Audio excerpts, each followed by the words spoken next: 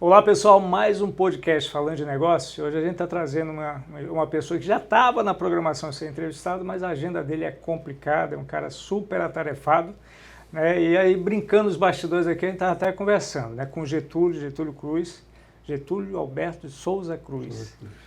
E conversando com ele, normalmente ele recebe as pessoas para entrevistar e não é entrevistado. Então até a gente agradece muito a presença dele. E como a gente sempre faz, Getúlio, a gente abre com um breve currículo, que não é tão breve assim, né? Até falei, mando bem sintético. Ele mandou, mas o currículo é bom. Getúlio Alberto de Souza Cruz é economista, formado pela Universidade Federal do Pará, mestre em economia pela Universidade Federal do Rio Grande do Sul e doutor em ciências políticas pela Universidade Federal do Rio Grande do Sul. Tem curso de especialização em desenvolvimento rural integrado e em contabilidade nacional, ambos pela FGV do Rio de Janeiro. Dentre suas experiências profissionais, já foi governador do estado, secretário estadual de planejamento de Roraima, gerente do Banco Real, diretor de carteira de desenvolvimento e diretor-presidente do Banco de Roraima, secretário municipal de planejamento, finanças e agricultura da Prefeitura Municipal de Boa Vista. Além de tudo isso, ainda sobra tempo para ser professor universitário, que já vem 50 anos com essa missão, uma missão muito legal. Professor associado à Universidade Federal de Roraima, coordenador-geral do Núcleo de Pesquisa do Caribe e Amazônia da mesma universidade, diretor-presidente da Fundação Ajuri, radialista da Rádio Folha FM, jornalista do jornal Folha de Boa Vista e palestrante em diversos seminários e conferencista nacional e internacional. Getúlio, com todo esse currículo, a gente queria saber um pouquinho da história do Getúlio, as paixões, porque é um negócio bastante misturado, mas muito interessante. É a academia, é o jornalismo e a política. Qual é a ordem aí? Que é mais o jornalista, é mais o professor, é mais o político, ou é um pouquinho de tudo? Essas coisas, elas não são programadas, né? Elas ocorrem, né? E eu diria para você que foi uma sucessão de fatos que me levaram a fazer tudo isso, né? Eu sou economista e evidentemente, tive desde cedo, aos 25 anos, comecei a dar aula, professor, ainda no Pará. Depois vim para cá, para Roraima, quando eu digo assim, vim para cá, como aqui é uma terra de muito migrante, as pessoas podem até imaginar que eu não nasci em Roraima, eu nasci, né? No fundo, eu sou a terceira geração de pessoas que vieram para Roraima. O único migrante da minha ascendência é meu bisavô, que chegou aqui em 1860. Né? Meu avô, meu pai e eu já somos de Roraima e eu já tenho a quarta geração de roraimense. Mas eu vim para cá, eu voltei para Roraima em 1979. Aí virei secretário de governo, secretário de planejamento e depois saí. Né? Governei Roraima e quando eu saí do governo, eu tinha feito amizade com um paraense extraordinário chamado Henri Caiate, que havia sido superintendente da Sudã.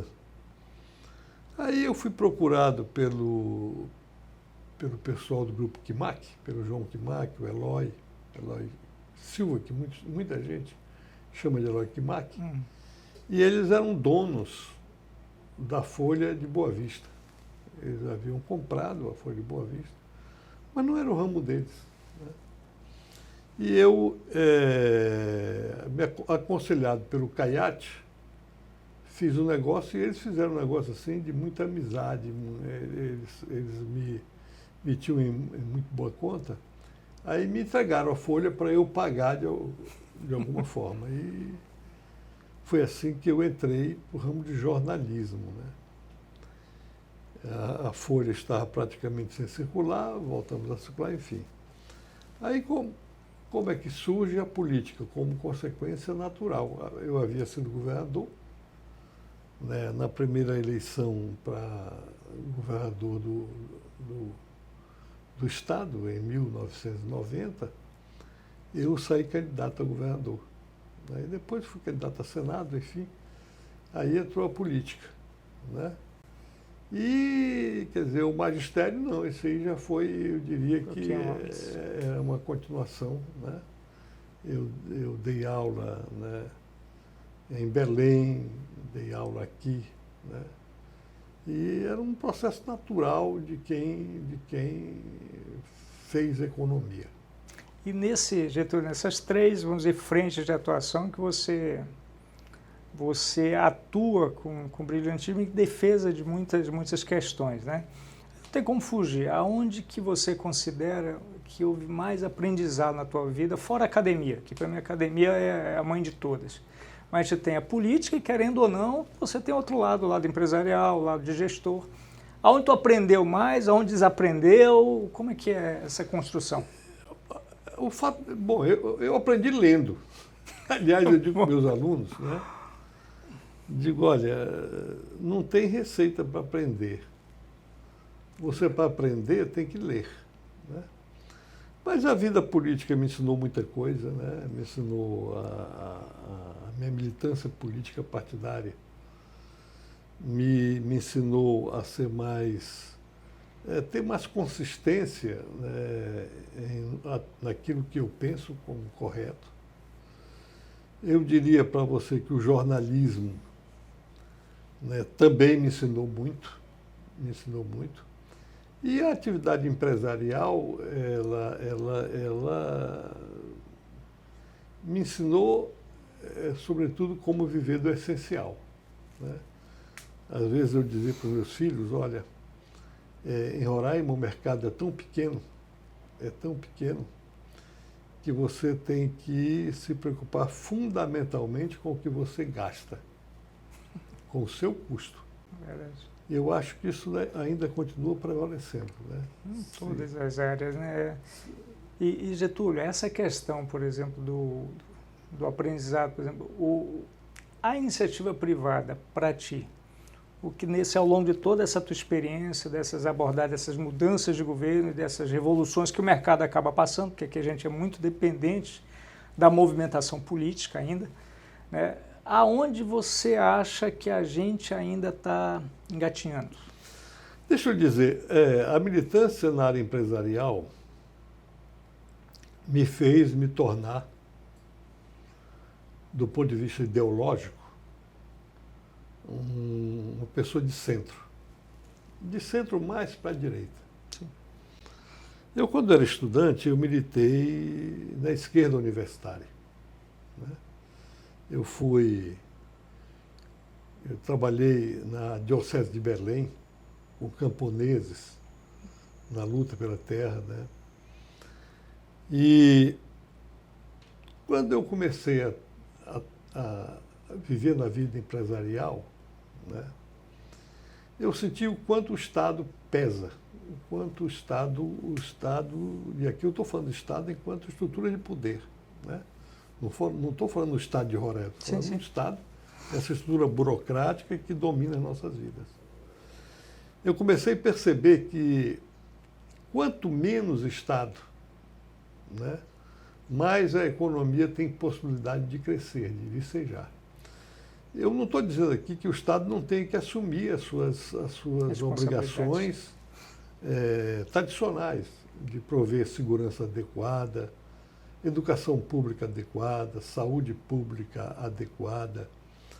Mas no resto, o Estado só atrapalha. Hoje eu diria para você, por exemplo, quando eu me filiei ao PSDB, na fundação do PSDB, junto com o Covas, junto com o Richa, né, junto com o Montoro, junto com o Serra, Sérgio Mota, né, a gente imaginava que o Brasil tinha que buscar o caminho da social-democracia, com o Estado muito forte, né, na promoção do bem-estar social. Hoje eu imagino que os tempos não são para isso. Hoje, seguramente, quanto menos Estado, mais economia, mais desenvolvimento. O Brasil caminhou muito com o Bolsonaro, né? A partir de um de um conceito de governo do Bolsonaro. Como ele não entendia de economia e tinha humildade para reconhecer que não entendia de economia, ele entregou a macro visão do país, a macro economia do país ao Paulo Guedes, que é um baita de um economista, um acadêmico refinado, né? E que tentou fazer várias modificações estruturais que o país precisava, né? Infelizmente, o Brasil de hoje vai na contramão. Porque, diferentemente do Bolsonaro, que tinha humildade para reconhecer as suas limitações, nós estamos com um presidente voluntarioso e que acha que entende. Então, o presidente Lula, eu já conversei com o presidente Lula. Ele é um homem intuitivo, muito intuitivo, né? Ser intuitivo está bem perto da inteligência, mas ele não tem formação. Acontece que ele é, volto a dizer, voluntarioso, e ele pensa que uma coisa é assim e manda fazer. Como ele não tem uma equipe de governo competente para dizer não, é uma equipe de governo que diz sim, senhor, o tempo todo, a condução do país está na contramão da história. Se você olhar bem o nosso vizinho, a Venezuela, se você olhar aqui a Europa, a Europa agora, o Parlamento Europeu, tomou um choque de anti-esquerdismo, de anti-ambientalismo, que se os representantes dos estados nacionais não perceberem o recado que a população dá, eu acho que nossa democracia está ameaçada. Democracia no mundo, né? Especificamente Brasil. Então o Brasil hoje, por exemplo, vou lhe dar alguns indicadores. A Bolsa de Valores no Brasil, a de São Paulo, que é a nossa principal Bolsa de Valores, ela patina em 122 mil pontos desde o início do governo. Estacionou. Se você olhar, o dólar está chegando a 5,50. A dívida pública já passou de 7 trilhões. Né? Só no governo Lula, a dívida pública do Brasil aumentou R$1 trilhão já. Né? O desemprego, que vinha caindo desde o segundo semestre de 2022 e caiu um pouco mais em 2023, desde janeiro que ele aumenta.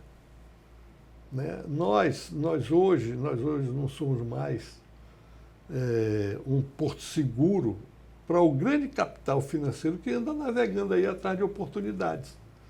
Porque, para além de tudo isso, a gente enfrenta uma enorme insegurança jurídica. Verdade. Sem segurança jurídica, os negócios não prosperam. Caminho. E Getúlio, essa realidade do Brasil, né? A realidade, tem muita gente que está querendo tapar o sol com a peneira, mas não tem para onde correr. Crise a caminho. O que representa isso para Roraima, né? Um estado que ainda é dependente, né? Que tenta mostrar a cara a tudo, mas vem questões higienistas, ambientais, questões legais que devem ser questionadas, não está aqui para questionar a legalidade, mas todo esse efeito Brasil, efeito do momento que o país vive, quais vão ser os impactos diretos, pegando todos esses itens, e essa é a sua preocupação econômica também. Deixa eu dizer, Weber, eu não posso deixar de reconhecer que nos últimos anos houve, né, um crescimento da economia do Estado. Né? Crescimento motivado por algumas razões. Primeiro, a implantação da área de livre comércio de Boa Vista, sem dúvida alguma, foi o grande impulsionador das atividades econômicas no estado de Roraima, nos setores de comércio e serviço.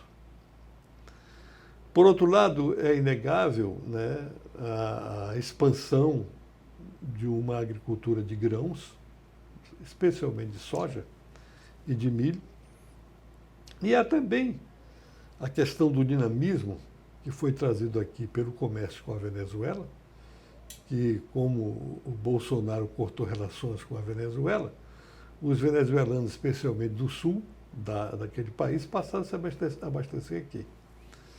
Por outro lado, o garimpo. O garimpo, com todos os malefícios que ele pode trazer do ponto de vista ambiental, de segurança pública, inclusive, o garimpo ele é formador de demanda e essa demanda impulsiona o comércio. Por outro lado, o atual governo, né, teve o mérito de organizar o pagamento de fornecedores e de servidores. A parte de que isso é uma obrigação primária de qualquer governo. Mas você acha, Getúlio, que não é uma ausência, né, de uma visão mais a médio e longo prazo? A gente foi tomado na questão política por essa questão da visão muito imediatista. Primeiro que a população também ela é imediatista. Uhum. Né? A questão do assistencialismo não é um privilégio do governo federal, né? Se estende em todos os estados brasileiros. Para cima. Então, em tudo que é lugar tem assistencialismo. Mas continua aquele negócio, enquanto tiver assistencialismo, tem alguma falha do outro lado do processo. Né? Então, para a gente aqui, o que falta para o Estado? Não estou dizendo que a gente vai emergir na crise, não tem para onde correr. Né? Aqui demora um pouco mais a chegar, mas também demora mais a sair. Uhum. Né? Aqui a crise ela é bem balanceada. Né? Então, o que falta de uma visão mais otimista? Você é um cara otimista, mas é pé no chão. A gente conversa, você quer que o Estado dê certo. Mas a gente tem que ver quais são os fatores que vão levar a dar certo. E se vai dar certo. Porque tem política que não consegue acompanhar, né? Esse sonho de Roraima desenvolvida, equilibrada essa questão ambiental, questão indígena, tudo. O que está faltando? Visão estratégica. Visão de mercado. Por exemplo, é preciso a gente colocar na cabeça uma coisa simples. Nós temos dois parceiros internacionais, Guiana e Venezuela, como escoador natural da nossa produção. É preciso que a gente se conscientize que nenhuma dessas duas saídas ocorre no curto e sei lá se no médio prazo. Não tem. Né? A Guiana ela está com uma visão estratégica que nós não temos. A Venezuela, quem sabe o que vai acontecer com aquele país enquanto esse governo narcotraficante do senhor Maduro permanecer. Né? Nesse sentido, parece uma coisa óbvia. Nós temos como escoadouro de curto prazo o mercado do Amazonas, o mercado de Manaus. E ninguém está olhando para esse mercado. Não há políticas públicas, né, indutoras, por exemplo, de agregar valores da nossa produção agroindustrial aqui, com vista ao mercado de Manaus. Né? Que não tem barreira de idioma, que não tem uma série de barreiras. Exatamente. Né? Segundo, a adoção de políticas públicas adequadas ao nosso público. Eu vejo falar em, por exemplo, agricultura familiar. Né? O discurso oficial, a narrativa é que, olha, a prioridade do governo é a agricultura familiar. Se eu fizer uma pergunta simples, escuta, quantos pequenos agricultores familiares tem em Roraima? Ninguém sabe, Weber. Ninguém sabe. Né? Se eu aprofundar mais essa pesquisa e refiná-la e perguntar, escuta, em quantos estabelecimentos entregues à agricultura familiar estão produzindo alguma coisa? Nós somos um estado que é o estado-alvo do Brasil para essa questão, é o estado laboratório, né? Eu diria que nós somos aqui as cobaias das políticas voltadas para as comunidades indígenas. Elas têm os direitos deles, ninguém está questionando isso. Mas como é que é um estado querer se desenvolver, ter características ímpares para se desenvolver, mas ser tratado essa questão como se é uma questão que segrega todo mundo E quem decide é quem nem conhece Roraima. Quando a gente fala de Amazônia, é pior ainda, né? Tem gente que fala sobre a Amazônia e só conhece pelo mapa, né? Essa é uma realidade, não é do Brasil, é uma realidade mundial, né? Quem já acabou com tudo lá fora vem querer preservar aqui dentro. Então, como é que você vê isso? Os danos que isso trouxeram para o Estado e se existe alguma saída para essa questão? Eu vou ser muito objetivo. Se você conversar, e eu conversei domingo com o Márcio Grangeiro, que aliás é um baita de um conhecedor da realidade econômica do Estado, Roraima tem 2 milhões de hectares disponíveis para produção agropecuária. São 2 milhões de hectares só. Nada mais do que isto. Ora, isso implica que, né, aqueles que imaginam que o setor rural é o carro-chefe do desenvolvimento de Roraima, desconhecem a realidade de Roraima. Né? Nós temos que aproveitar bem esses 2 milhões de hectares. Inclusive, daí a minha irresignação quando eu ouço aqui e acolá gente falando em titular grandes propriedades para sequestrar carbono. Isso é um crime contra Roraima. Ok. O que nós precisamos fazer? A gente tem que tirar o máximo dos 2 milhões com alta produtividade, agricultura de precisão. Aí a assistência técnica aparece como um ponto fundamental, a pesquisa, enfim. E, mais que isso, industrializar essa produção. Para criar valor agregado, para aí sim você ter uma produção em escala, capaz de viabilizar o Estado. Não dá para viabilizar isso, nós seremos o celeiro. Não tem essa história. Tem área, né? Nós não temos superfície disponível para isso. Podemos aumentar? Podemos. Está aí essa possibilidade de aproveitar as áreas indígenas para a produção, está aí a possibilidade de você aplicar decididamente as disposições do Código Florestal, aumentando em 50% as áreas aproveitáveis dos lotes em área de floresta. Está aí aquela emenda da ex-senadora Angela Portela, que foi acolhida pelo Aldo Ribeiro, quando relatou o Código Florestal. Então, é possível.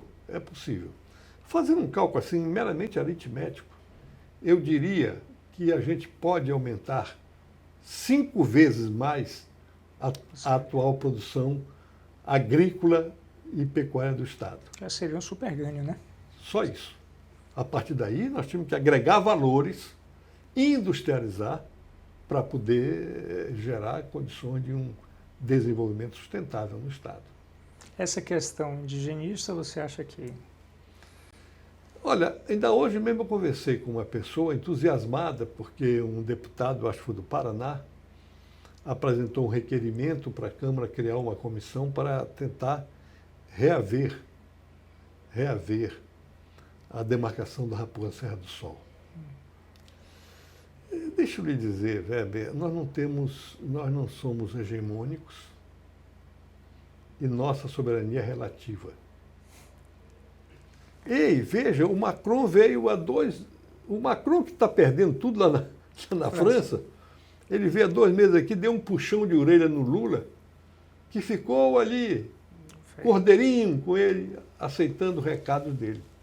Né? O atual governo, né? Vamos pegar, o presidente quer explorar o petróleo ali na costa do Amapá. A Marina não deixa.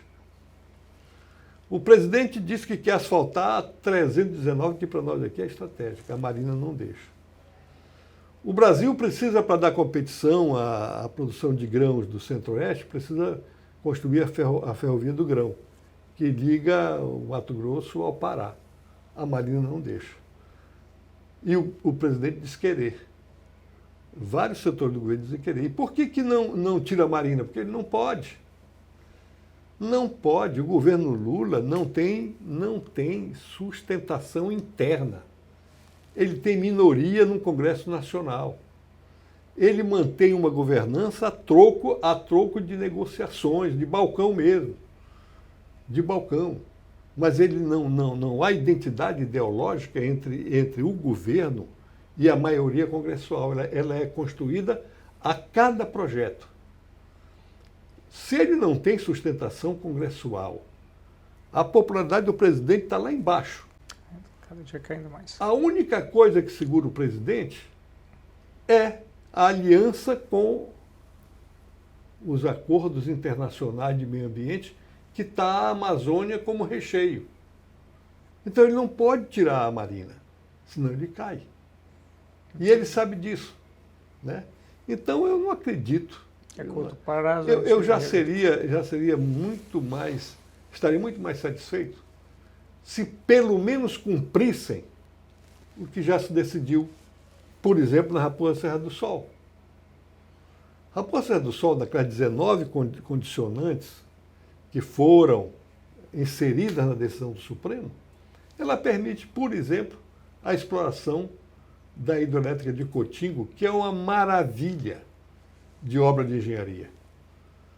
Cotingo, Weber, só Cotingo produz 1 milhão de megawatts.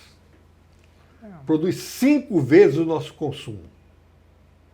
Com um lago de acumulação, sem floresta, porque só tem a mata ciliar fina do rio Cotingo, né, de 14 quilômetros quadrados.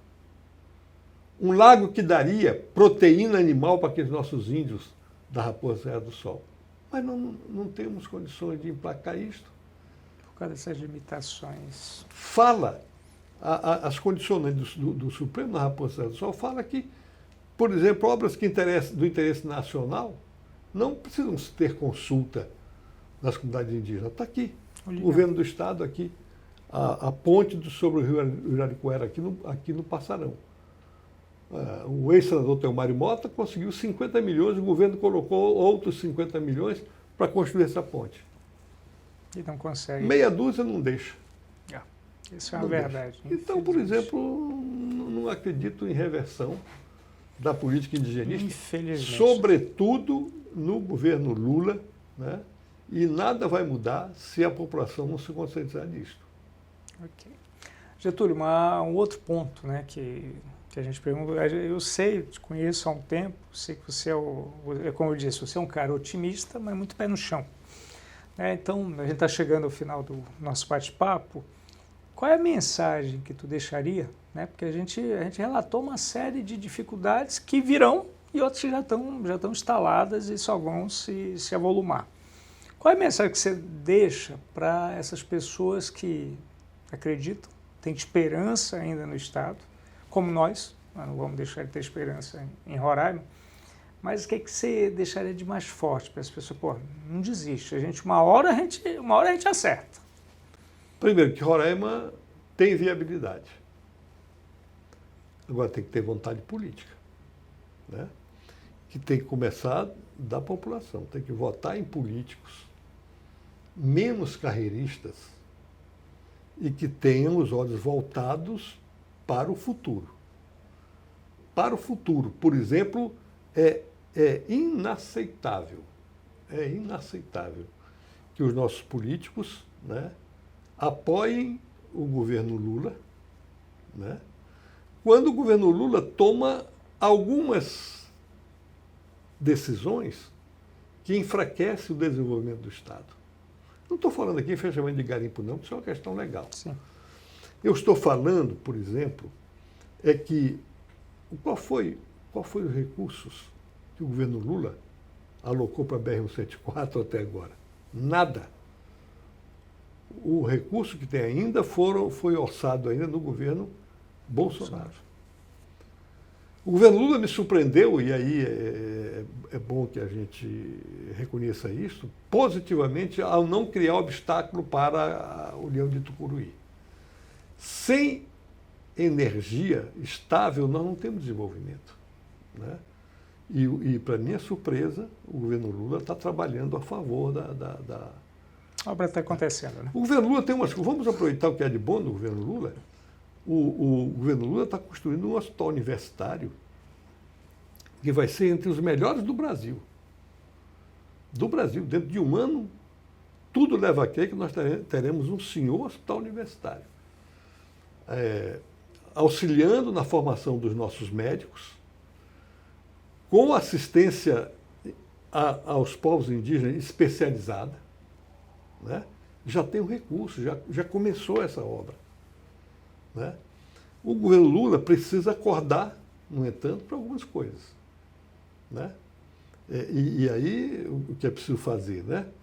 É preciso que o governo Lula diga o que ele pensa do governo do seu companheiro Maduro.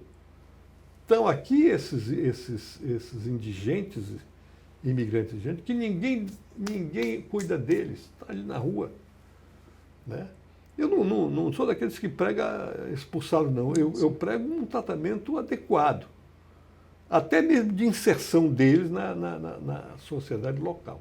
De inserção correta, com emprego, né, com habitação, com saúde, educação, enfim, né? Não estamos fazendo nada disso, né? E eu acho que para que Roraima seja viável e não dependa só do governo federal, vai depender muito mais ainda, os parlamentares brasileiros, especialmente senadores brasileiros, não, de Roraima, e deputados, têm que ficar atentos a essa reforma tributária. Essa reforma tributária, ela está na contramão da democracia. Está na contramão do princípio federativo. E vai nos trazer enormes prejuízos. Já começam a ser sentidos, né? Ela destrói todo o aparato que criou a área de livre comércio, a de Boa Vista e a de Bonfim, né? Nós temos que cuidar disso. E temos que cuidar de governos com efetiva prioridade. Legal, isso aí, Getúlio, me lembra muito quando eu iniciei as aulas nas faculdades aqui. Eu entrava em sala de aula, era a primeira pergunta que eu fazia. Falei, o que você sonha quando sair daqui? Getúlio, à época, 95% dos alunos diziam, não, meu sonho é ser servidor público. E assim, recém-formado, né, eu não fui formado para vir para o poder público, fui formado para o mercado. Então aquilo me dava uma angústia danada, que eu digo, peraí, não tem nada fora do serviço público. E eu acho que o maior exemplo que nós tivemos de frustração, e você acompanhou de perto, foi o concurso público de 2004. Onde as empresas privadas disseram, não, agora que vai ter concurso, vai ter mão de obra excedente boa sobrando.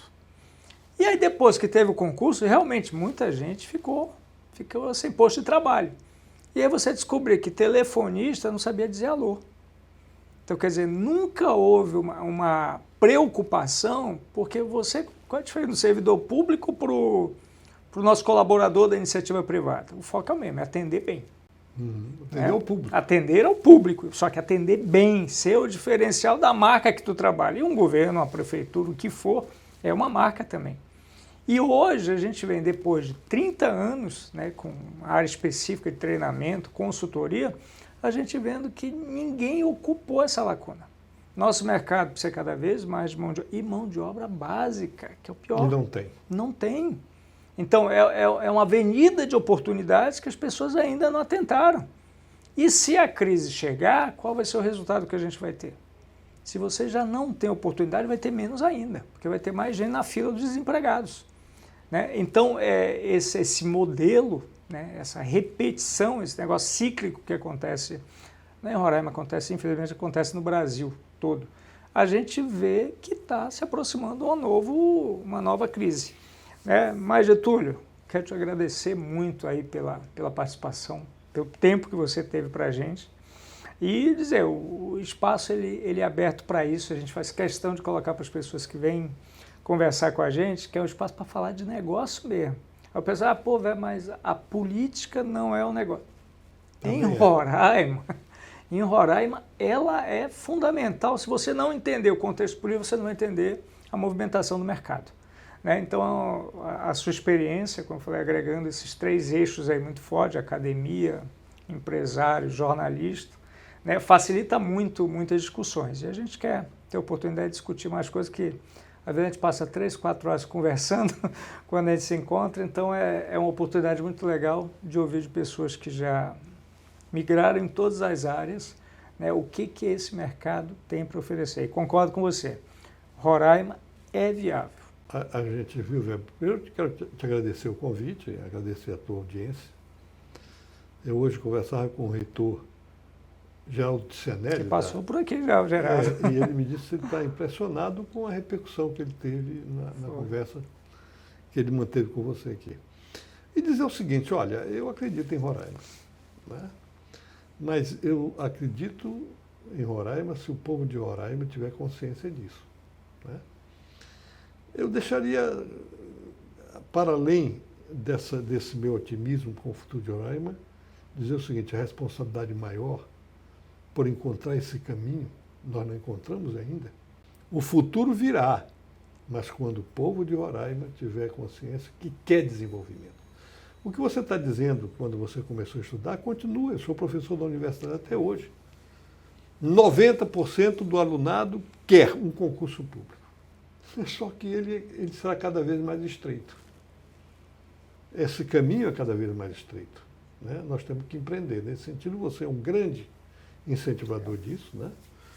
E eu espero que a gente, muito cedo, tenha visão suficiente para contornar a crise que se avizinha. E se reverta essa visão de que é tudo no público e a iniciativa privada não antes, né? Tem que andar. Então, pessoal, Getúlio, quero te agradecer. Um abraço. Brigadão. Vai, pessoal, na próxima segunda a gente tem mais podcast falando de negócio. Obrigado aí e até a próxima.